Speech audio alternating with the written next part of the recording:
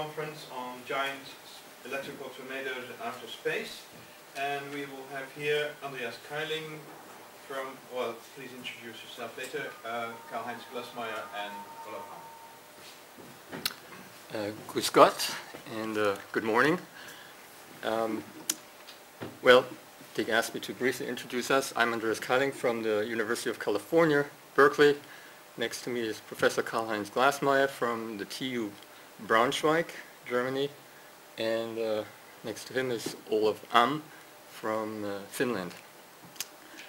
So today we decided to present our results to you in a colorful, as you can see, and animated way. And that will change the way, hopefully, the way you look at the aurora from now on. So next time in your backyard, depending where you live, you look at the aurora, you will see it in a different light and you will be excited about it.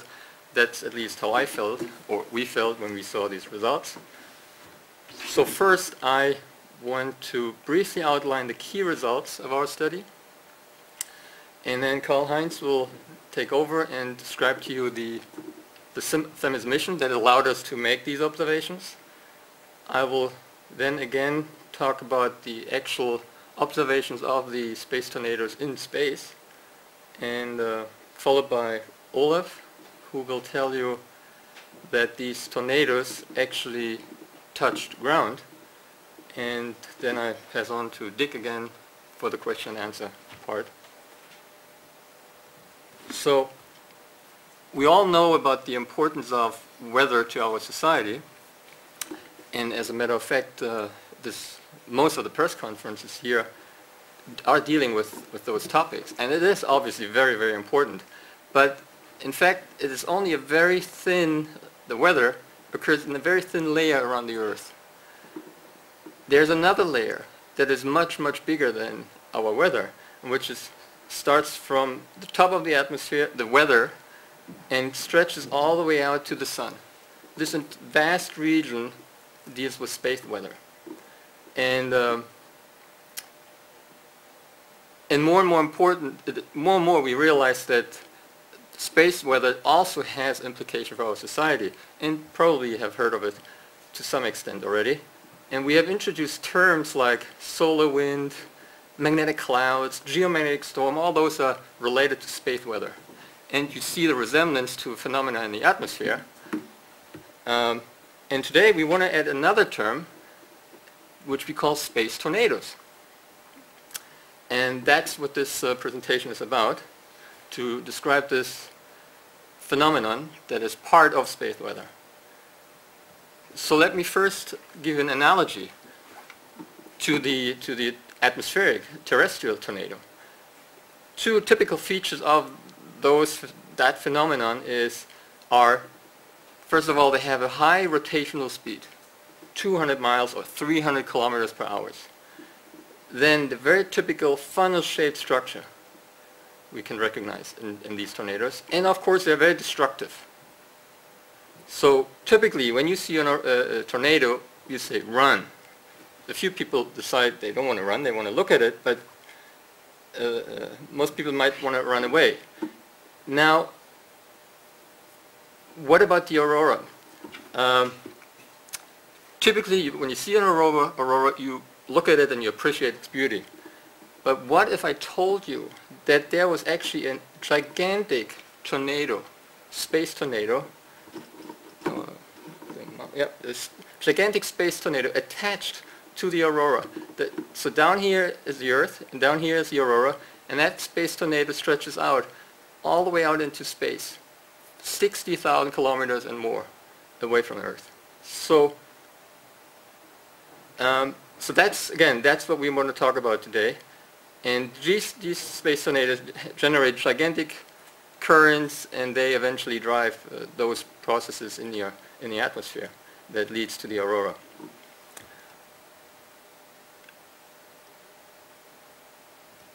So in somewhat more technical terms, let me briefly summarize our results.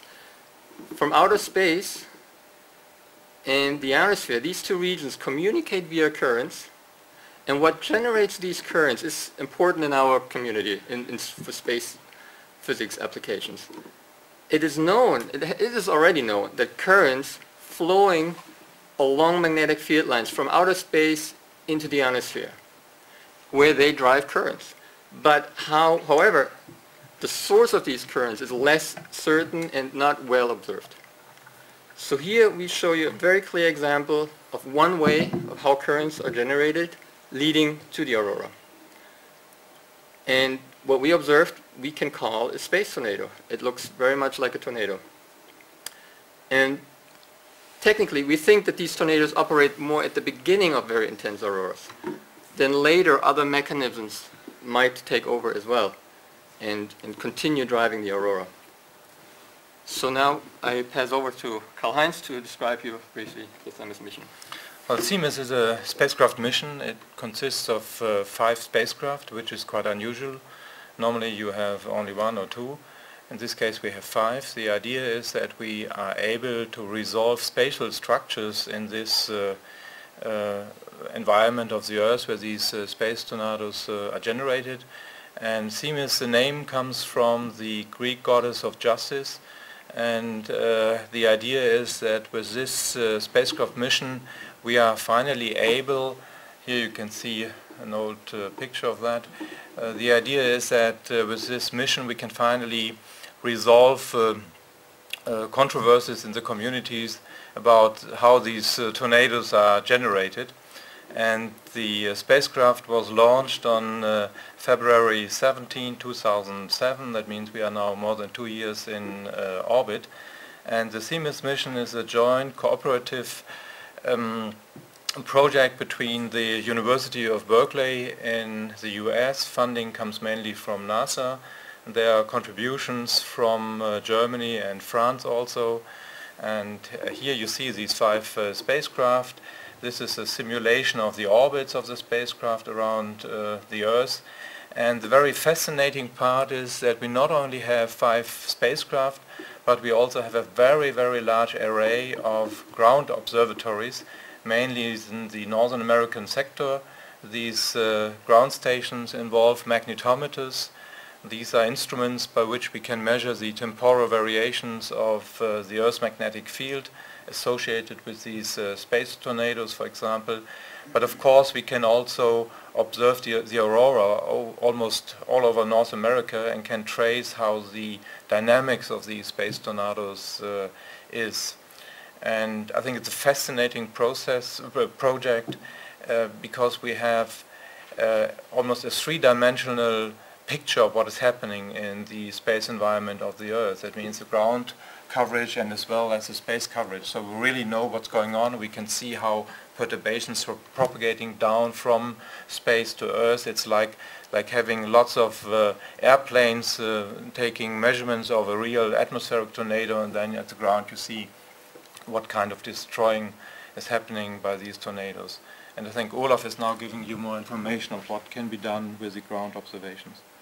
Not quite yet. Olaf comes in a moment. I will first show you some space observations from the Themis satellites, and then later here the Themis satellites out in space, and then Olaf will tell you what we see down here. So this is sort of a 3-dimensional view of space, the Earth, and here you see actually 4 satellites, and just one slide of actual data that we wanted to show you.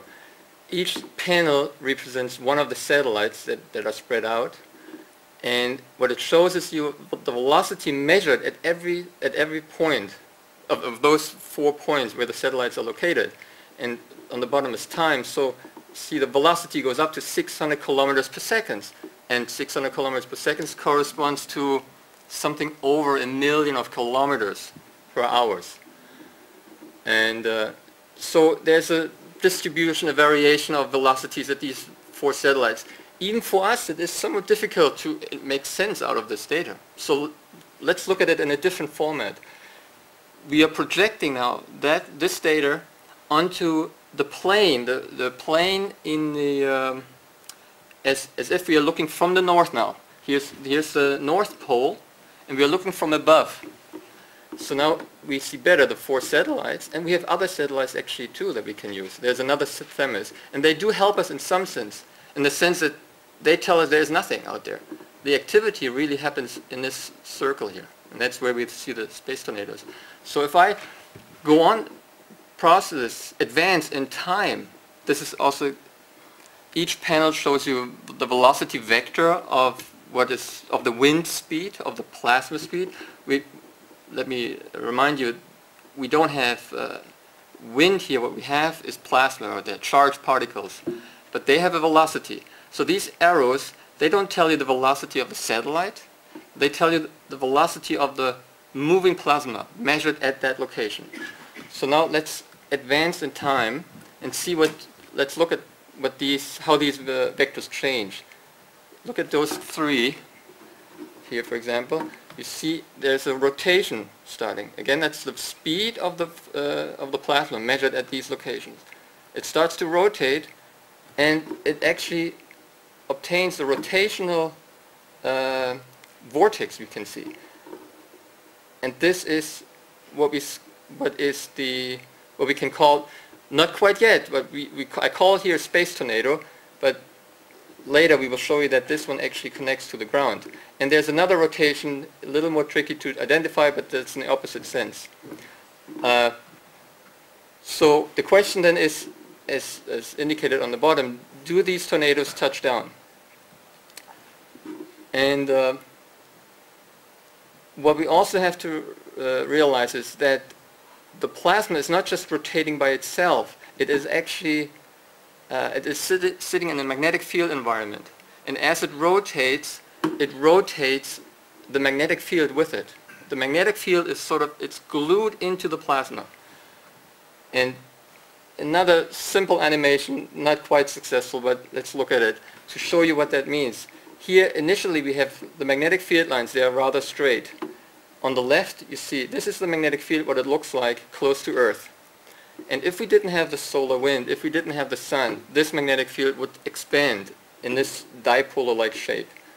So, but rather than taking one field line, we are now taking a tube.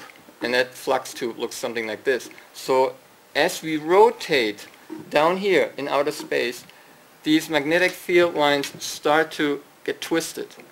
Because in the ionosphere, down here, they're still more fixed. They cannot follow as easily, those magnetic field lines. So we end up with this twisted magnetic field line, and that's important for generating the currents.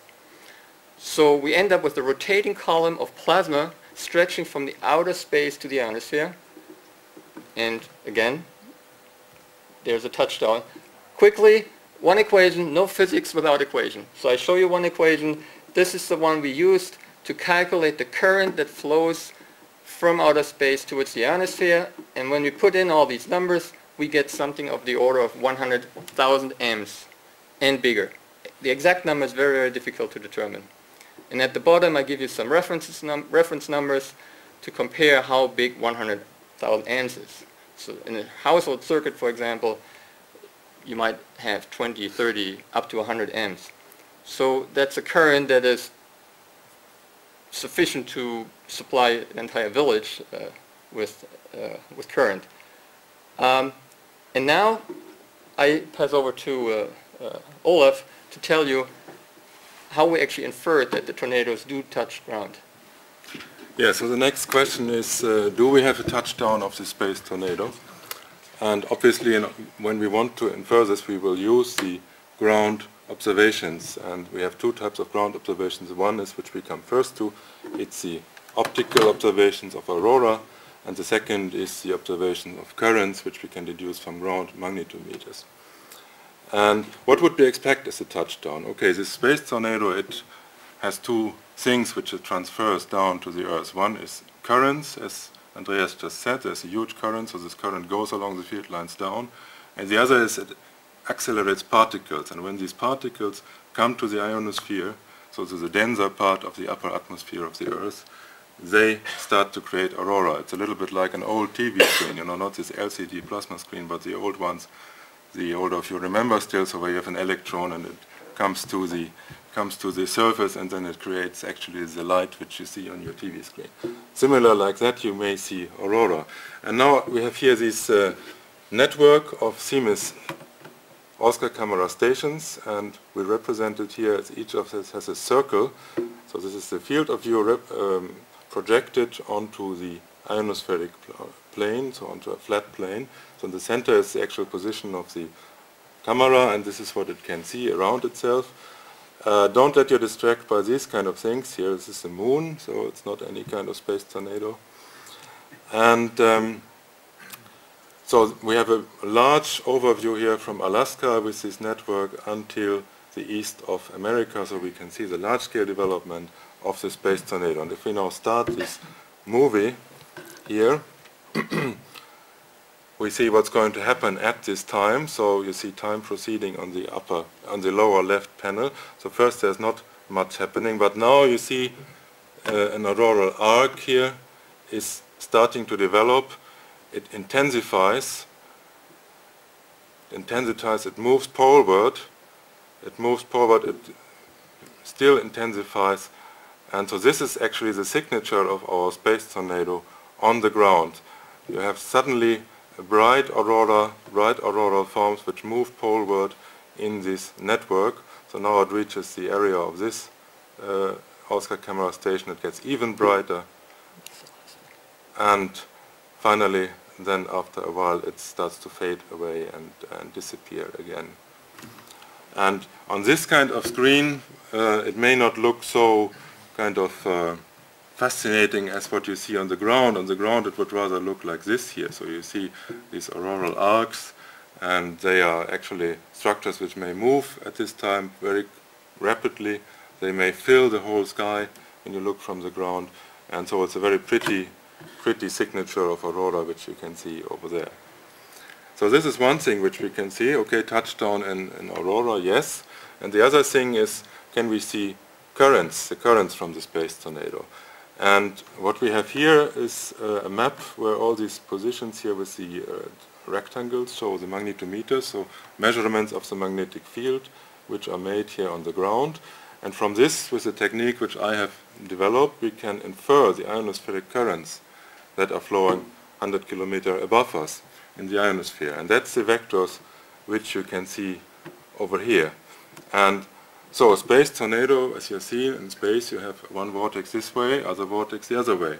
So what we see here is, in fact, we have the same type of structure in the ionospheric currents. We have a very strong anti-clockwise vortex of currents over here, and we have another vortex of clockwise rotating currents on the other side. So in fact we see that the tornado, the space tornado, touches indeed the ground. And as I already explained, so what happens is from this rotation which we have here in space, this maps along the magnetic field lines to the Earth, and this rotation goes from currents in the magnetosphere to ionospheric currents, which then cause a large also deviation of the magnetic field on the ground. So it's a really strong and clear signature that we see here in our ionospheric currents. And the next question is, so, okay, we have currents, we have aurora, what can this cause to humans on the ground or to technical equipment on the ground? And there are several things that may happen. I just very shortly mention here the most important. So because we have a change in the magnetic field, we get electric fields induced into the Earth, and these electric fields may induce a strong voltage into power systems on the Earth, which then can, for example, burn transformers in these power systems on the Earth. And one of the most famous events was on March 13, 1989, around 8 o'clock in the morning, where in this area here in Canada, actually the whole power supply was failed for several hours. And so this means that there can be really strong events, strong damages on the ground also to humans. And more of those may be asked, if you like, in the question and answer session.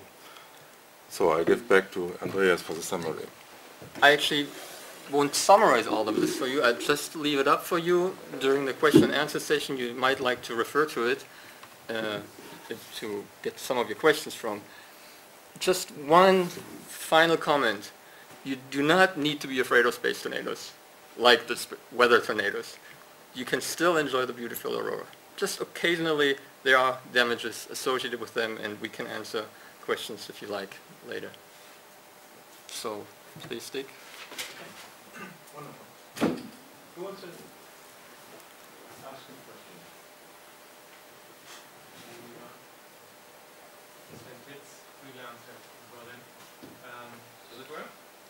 Yes, we can hear you. I think for the webcast.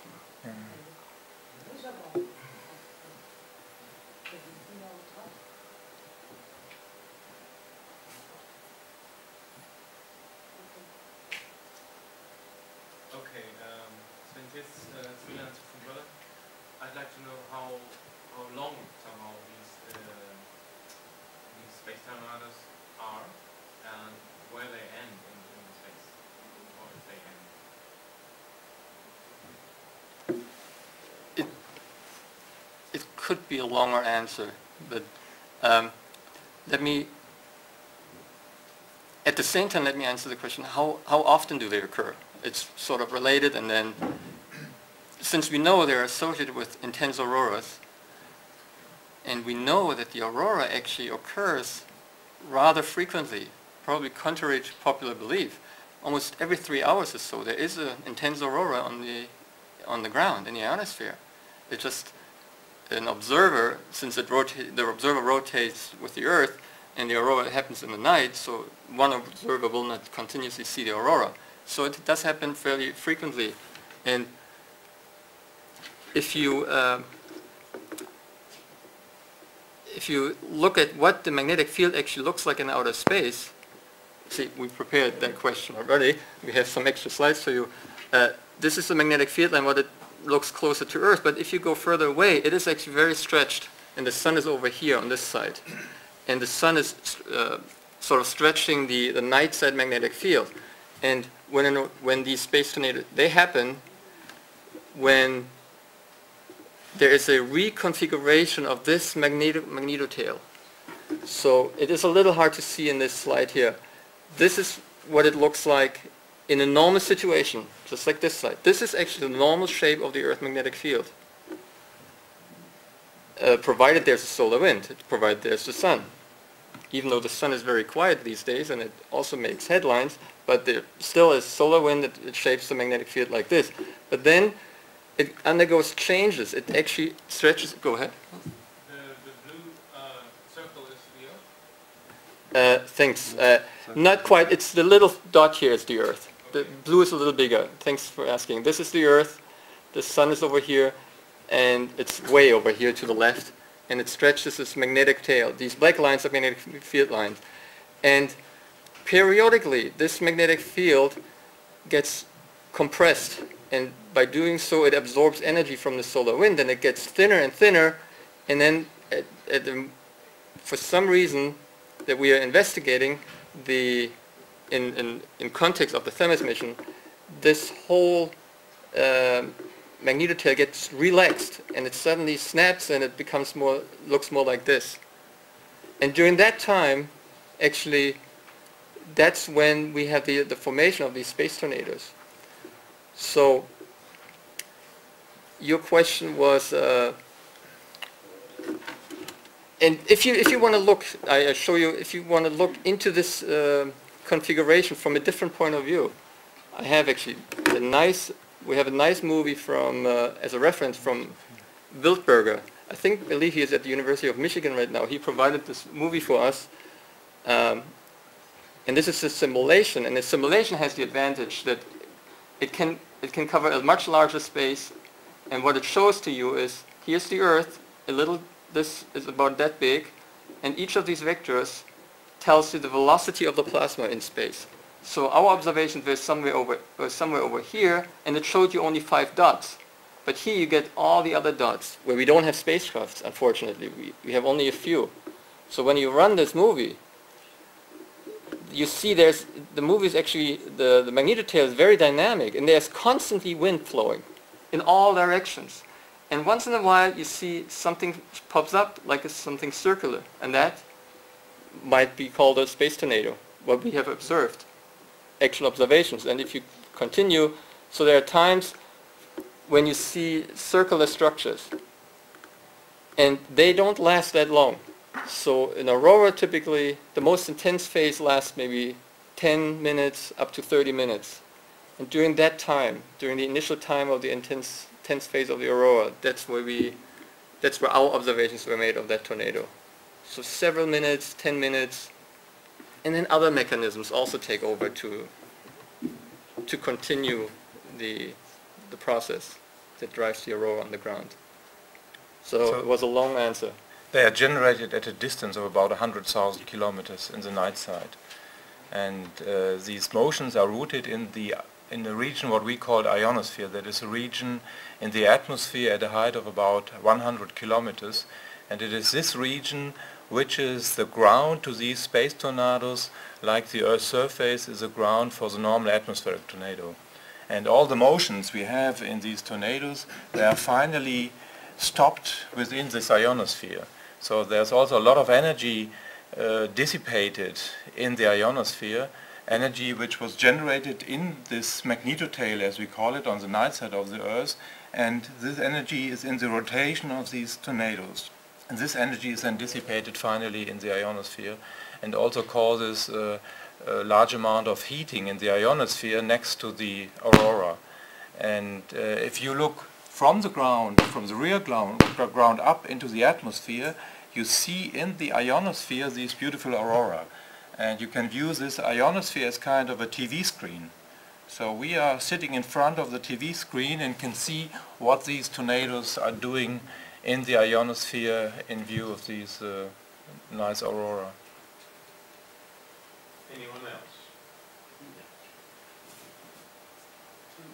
From European Space Agency. I wanted to ask you, so you mentioned that aurora are quite frequent, so this is quite a rare occurrence, these tornadoes. And in fact, most of the aurora are produced where energy is more injected, say, downwards, while here you have an additional rotational energy component. Is that the case? Or? But in terms of energy, most of the time, the rotational component is not that important? Well, this rotation of the material in what we call the magnetosphere, that is the interaction region between the interplanetary medium and the Earth's magnetic field, the rotation of the plasma is generating electric currents. And as Andreas told you, these currents are larger than 100,000 amperes. Now the problem is the space environment anyhow able to carry this current? It's like a wire. If you drive the current and drive, finally you get a problem with being able to drive this current. It's like a fuse. If your current is too large, then your fuse is broken and you can't carry the current anymore. But in this case, what happens is that nature has devised a very nice mechanism. If it cannot carry the current anymore in this plasma, it is accelerating particles. And these accelerated particles are then impinging on the ionosphere and creating the aurora. This is about the thing. So it's part of the energy is coming out of these tornadoes and converted to high energy particles, then creating the aurora. I could add maybe about energy. So not for this event, because here we don't have the electric field, but for a similar event over Finland, we have actually been able to infer the energy, which is, as Karl-Heinz just said, stored or gets used in the ionosphere. And over an area of 400 times 400 kilometers, we had a power consumption of more than 10 gigawatts. And that is something which is on the order of several nuclear power plants. Actually, I'm coming from Finland, so in the most severe winter conditions, the whole Finland has approximately the same power consumption than in this 400 times 400 kilometer area was consumed in the ionosphere. The second question? Because we are EGU, so I wanted to have a kind of a European perspective on your work. One is if there are some counterpart observations that have been done by cluster or double star. And the second also, so is there an evaluation of what are the impact in the European infrastructure of those type of events? Do we have an estimate of okay, how much damage can be done to European infrastructures? Well, Cluster, to explain that, is a European mission. It's a 4 spacecraft mission. But Cluster has a different orbit. Cluster is going more or less in the equatorial regime of this interaction region between the solar wind and the Earth, while CMIS is going on a polar orbit. So The other way around. the other way around, sorry. CMIS is in the equatorial region and Cluster is along polar orbits. I'm mixing up both missions because I'm involved in both. And the nice thing is that now, after the first year, we started last summer to combine data from both missions to have an even much better view on what is going on in this magnetosphere. So we have the CMIS observations from the equatorial region, which is very nice because we have these tornadoes being generated in the equator regime almost, and Cluster is now adding information from the polar orbits we have.